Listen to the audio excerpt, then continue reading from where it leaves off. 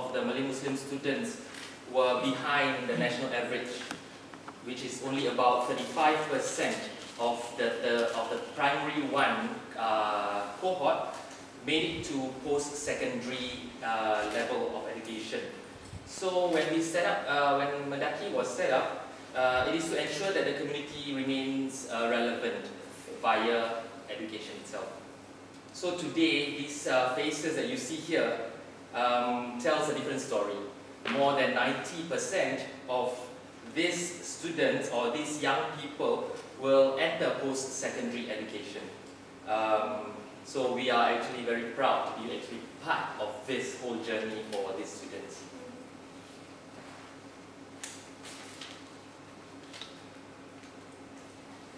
Okay, in 2002, with this new vision and mission, we chart new paths to bring the community forward.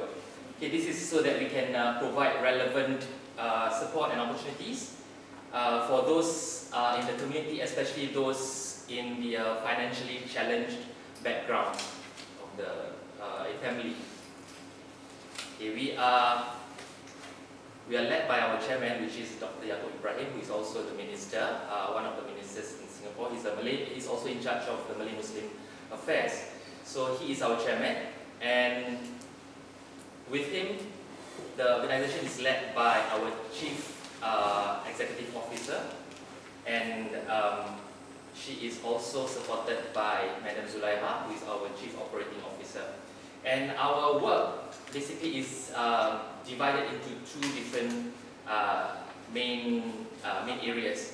First is the operational departments, or rather the program-based, where they implement, administer programs for the community.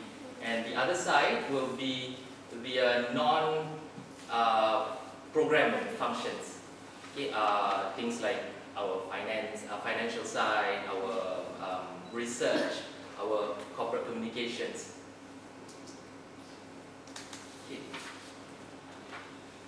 We were set up in 1982. We became the first self-help group to support the community. And with the success of our achievements, and all that, it became the role model for other communities to form their own self-help group. So we have also now the Chinese Development Association Council to assist, to support the Chinese community. We have the Indians. For the Indians, we have the Singapore Indian Development Association, and also for the Eurasians, we have the Eurasian Association. Sorry, at this point, I just want to check. Self-help group may be something unique to Singapore. I'm not sure if you, maybe Malaysia, you don't have self-help group lah. It is a unique body itself in Singapore, because you know, Singapore, Malaysia, we are the same, right? Our history, the decline and all that. We are basically a community of many races. Okay? Okay. So when we separated, the Malays become the minority in Singapore, and we've always been on meritocracy basis, right? Then when every 10 years we do a population census, which means that we check on each community progress. And in 1980, the government was a bit worried, because among the communities, the Malay Muslims seem to be not doing as well as the other communities, the Chinese, Indians, Eurasians. So in 1982, we set up Mendaki. So before this, we don't have a organization just based on your community to help your own community. Okay, of course kita adalah persatuan-persatuan which is really based on interest, you know, and then depending on your cause and all that. But to have a body which looks into just your own community, with the government supporting, and the rest of the organizations, the rest of the Malay Muslim organizations came together, they discussed, deliberated.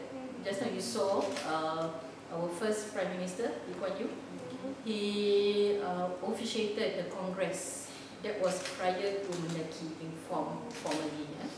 So what happened is the political leaders got together, the community leaders from all the other Malay Muslim organizations, they came together, they discussed, and then there was a challenge. How do we help the Malay Muslim community to try to make them on par with the rest of the community? Because, and then the discussion, the result of it is that we felt that there must be an organization that looks after the race or the community itself. And the whole point is that through education, then you can level up. That was how Mendaki was formed. So Mendaki became the first one. 10 years later, the other community sees that, hey, you're improving, you know, it helped. So then they formed CDAC, the Chinese Development Assistance Council. Okay, and then SINDA, the Singapore Indian Development, also felt that, hey, about the same time, SINDA and CDAC were also formed 10 years later. And then later on, we have the Eurasian community pun nak juga. So we had the Eurasian. Sorry? You have a question? So Eurasian consists of what races? Eurasian? Yeah, Serani. So those who, the Chinese who married Europeans, or you know, Indians who married to Europeans, so they are, we call Eurasians. There is a small community that also formed that group. So we have 4 self-help groups, we call them. Okay, so these self-help groups, the function is how do we get our funding? Every month, workers from the different races will contribute automatically. We call it a CPF check-off automatic. So for us, Malay Muslim, we will contribute to Mendaki. There is a certain percentage we will be, you know, deducted from our salary. A small percentage, not that big. Okay, the Chinese one, same thing.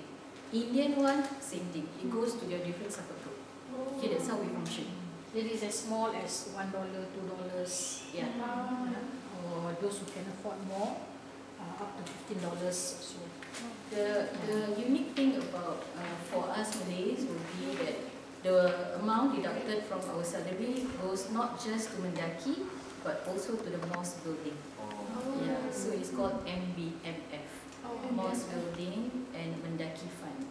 So the big chunk untuk masjid-masjid. Yeah. So do you provide scholarship for the students? Yeah, that one we will go into. Okay. Alright.